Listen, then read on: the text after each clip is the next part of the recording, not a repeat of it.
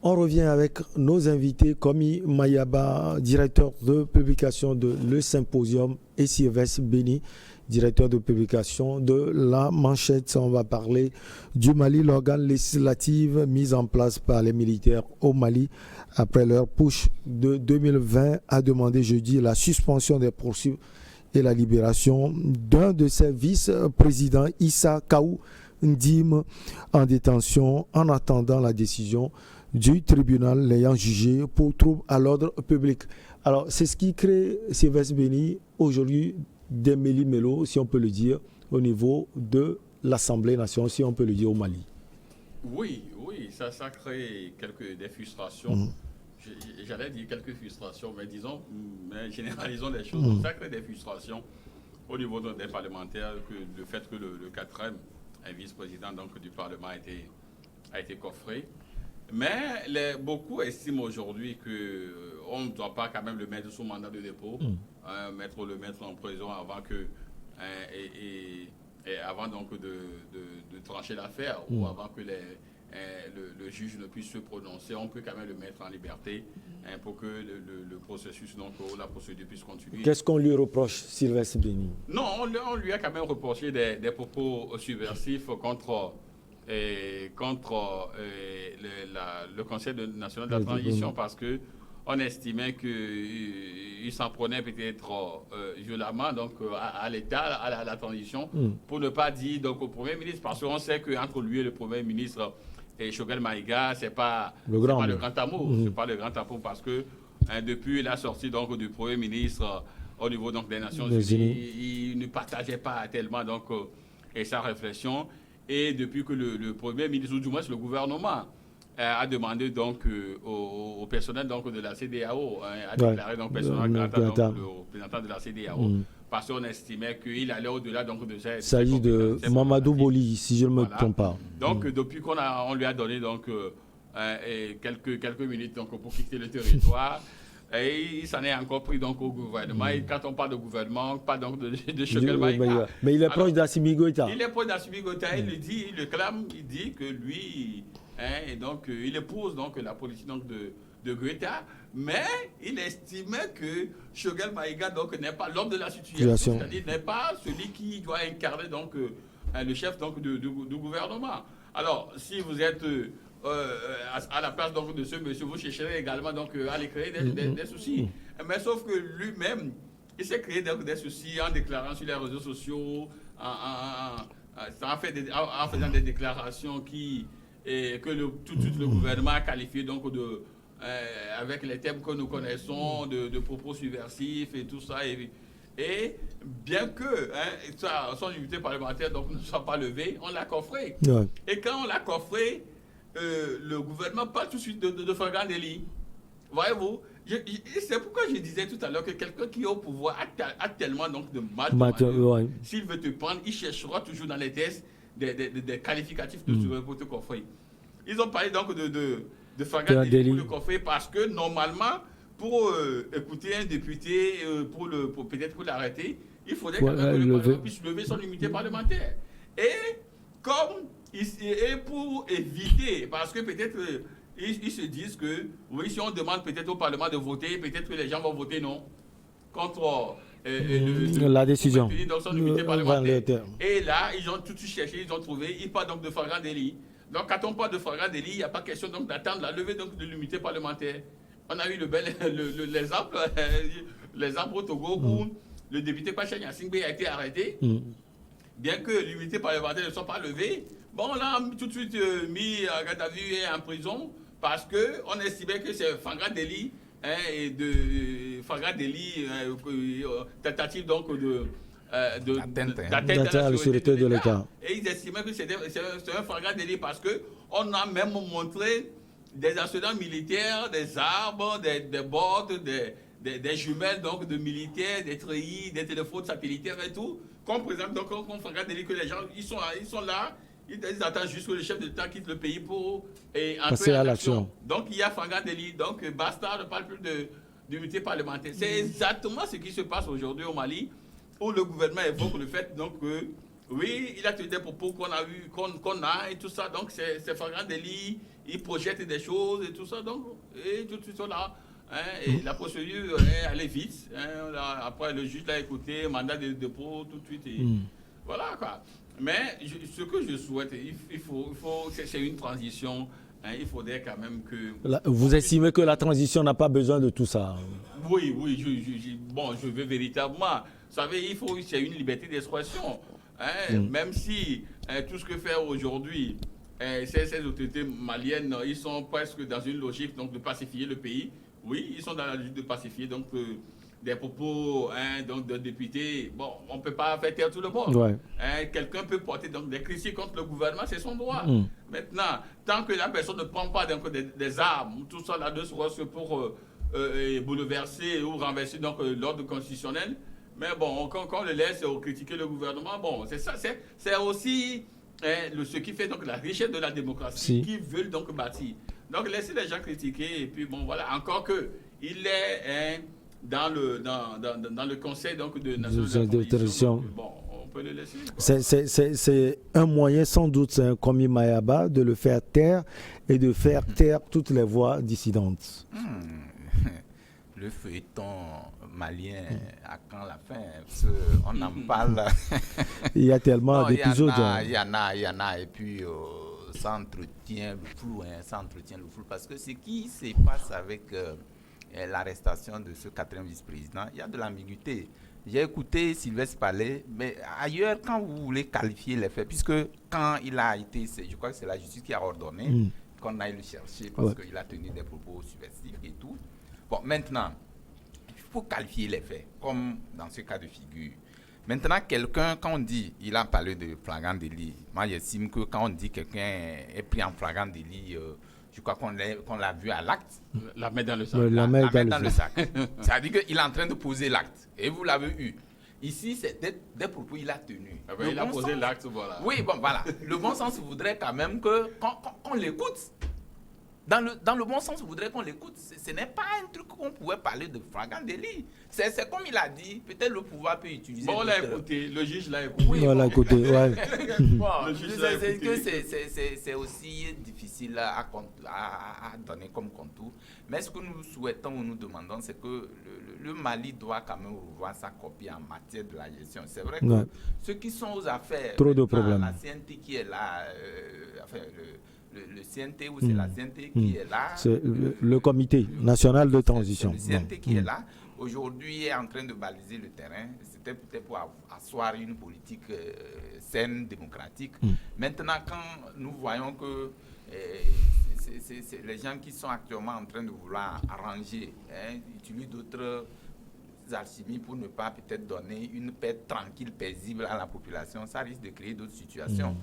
Le Mali, c'est un vaste pays. Vous connaissez déjà la situation géopolitique qui est ici là-bas, sa situation stratégique aussi. Les Occidentaux, enfin la France en l'occurrence, vous voyez tout ce dont on m'a parlé depuis pratiquement 1 an par rapport à cette déstabilisation.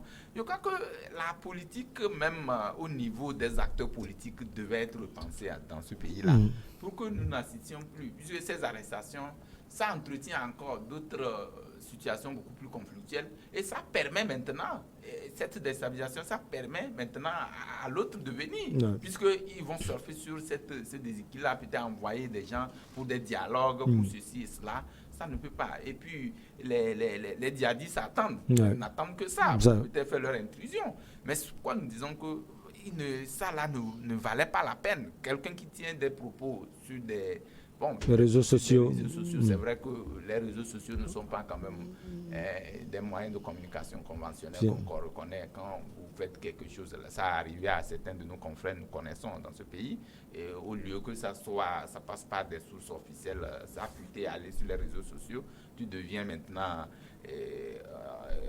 tu fais un délit de droit commun. Donc, c'est ce dont nous assistons. Donc, ici, on pouvait faire économie de tout ça là. C'est-à-dire que quelqu'un on sait que ça peut amener à un lendemain qui est sombre, on pouvait faire économie de ça là, peut-être parler, discuter, faire un dialogue autour de ces questions-là. Ça éviterait au mieux à ces différends-là qu'on assiste toujours dans ce pays-là.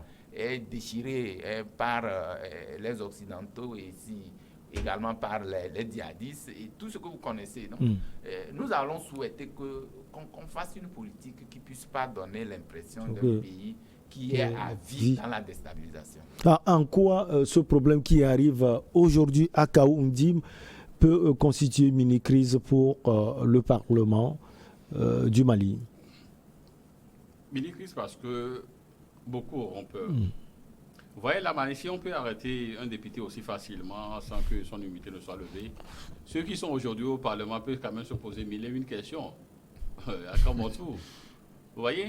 Donc, c'est pourquoi vous verrez qu'aujourd'hui, les gens se battent pour que cette affaire-là soit vite tranchée. Les gens se battent pour qu'on puisse passer l'éponge quand même rapidement sur cette affaire-là. Parce qu'il y a des défis qui attendent quand même les nouvelles autorités maliennes.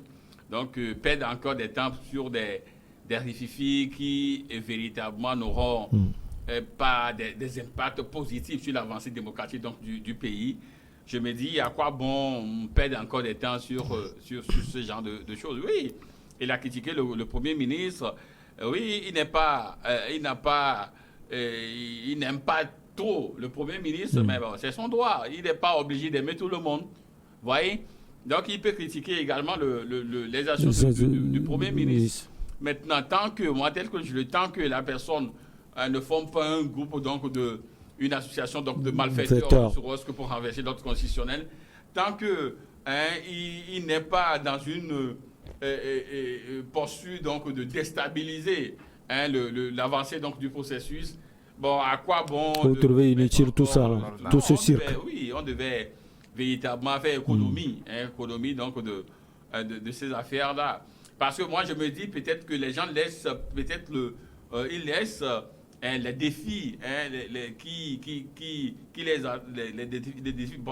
défis qui attendent donc le comité, le CNT, voilà, et vont pratiquement sur des chantiers personnels où il serait peut-être des comptes. Oui, le Premier ministre, le député, il n'aime pas le Premier ministre, le Premier ministre ne l'aime pas. Bon, comme l'autre a les leviers faciles, donc il a profité pour le coffrer. On devait faire table rase, oublier ces choses-là et puis se consacrer sur la vie politique, sur le social. Parce que les Maliens attendent. Ils attendent le concret. On demandé donc le départ de Ibeka parce que au niveau donc du social, c'est pas ça. Les gens sont véritablement donc en souffrance. Et c'est pourquoi ils demandaient le départ de Ibeka. Maintenant, si les gens, le Ibeka est parti et que les gens seraient des comptes personnels parce que l'autre, celui-ci ne m'aime pas, moi, je ne l'aime pas. Non, les Maliens veulent quand même qu'on aille vite pour qu'ils puissent avoir quand même le minimum vital et avancer. Parlant justement de Ibeka, Kaoundim est l'une des figures de la mobilisation contre l'ancien président. Il a ses partisans également, comme Imayaba, ça peut avoir des conséquences. Ah oui, c'est ça même qui le rattrape, parce que vous savez, c'est un proche aussi de Diko. Mamadou Diko, l'imam Diko, et donc Assimi Goïta. Il est le porte-parole, je crois. Il était un homme, enfin, c'était une figure très emblématique dans l'affaire de la révolution malienne. Donc aujourd'hui, quelqu'un qui a fait partie, enfin qui était au premier plan dans cette révolution-là, qui a fait partie Ibeka, enfin qui a contribué à faire partie Ibeka, aujourd'hui trouve comment ceux qui sont arrivés, puis c'est là même je qualifie les faits, enfin je qualifie même l'appui du pouvoir par l'État. Non, par comment l'appelle-t-on? Assimi Goïta. Oui, Assimi Goïta et puis sa bande. Il y a deux États après Assimi Goïta qu'on a déposé. Il y a l'autre qui est venu prendre. Il y a Bandao. Voilà. Donc, c'est là que je dis aujourd'hui, Assimi Goïta, en principe, l'armée, l'intrusion de l'armée dans la gestion de la politique malienne va créer un énorme. Parce que quand on parle de l'armée, vous savez comment l'armée a sa façon de voir les choses. Ce n'est pas la même chose avec les civils. Moi, en fait, mon souhait était que, après même que cette armée se servait de cette révolution pour prendre le pouvoir, ou peut-être pour faire partie des cas, aurait pu, de façon plus loyale, prendre un civil, mettre devant et qui contrôle. Ouais. Ça pouvait quand même dénouer toute cette... Aujourd'hui, c'est le civil qui met le civil en prison. Voilà. Non, c'est pourquoi moi je dis qu'en réalité, moi je... Non, je viens. C'est pourquoi je le dis. En une minute. Pourquoi même l'autre, comment l'appelle-t-on, le quatrième vice-président est contre... Kaoundim. Voilà, contre la Choguel Maïga. de Maïga. Non, c'est parce qu'à un moment donné, ils ont vu que la révolution qu'ils ont menée, ce pourquoi ils ont mené cette bataille n'a pas encore donné les résultats à l'aide évidente. Il faut organiser des élections, choisir un président régulièrement élu et continuer la vie politique. Aujourd'hui, vous l'avez dit, mais lui aussi, il est au Parlement. Oui, c'est grâce à la révolution qu'il est au le Parlement. peuple malien attend. Ce n'est pas les alchimies politiques, ce n'est pas les problèmes. Il faut organiser des élections régulières et élire un président avant que la politique ne puisse véritablement démarrer. Sans ça, chacun viendra tirer le drap de son côté, peut-être pour des intérêts dont j'ignore et qui vont mettre le pays au-delà de, ouais, de ce différent. Moi, je vois quand même, du moins, c'est des intérêts partisans. Oui, le député Kaoundim, qui a été porte-parole donc de Mamadi Diko, on sait ce que cet imam-là a été pour la révolution jusqu'à sa réussite. Peut-être qu'il aurait aimé être la place de Choguel Maïga. Pourquoi pas? Donc, comme ce n'est pas lui, donc il a gardé peut-être une certaine rancœur ou contre le monsieur. C'est également, on le dit parce que c'est son droit aussi de ne pas l'aimer. Maintenant, que ces problèmes, des intérêts partisans ne puissent pas avoir donc une prédominance sur les intérêts du pays. Du pays. C'est ce que moi je dis. Donc, et j'aurais également souhaité qu'on ne puisse pas l'arrêter, le mettre donc en prison. Ne serait parce qu'il a critiqué donc le gouvernement. C'est son droit de critiquer le gouvernement. Il est député, il peut le faire. Maintenant, si on estime que il est allé loin, bon, il y a d'autres canaux politiques qu'on peut utiliser, mais le mettre tout de suite en prison, ça ne donne pas aussi une bonne image de ceux qui sont aujourd'hui à la tête du pays. Donc, vivement que tout cela puisse rapidement passer, parce qu'il y a aussi les défis. Il y a les élections. Il y a quand même la misère donc, au niveau de la population. Il y a tellement de choses à faire rapidement pour que le Mali puisse quand même redécoller. Allez, la petite pause et on revient avec le terminus.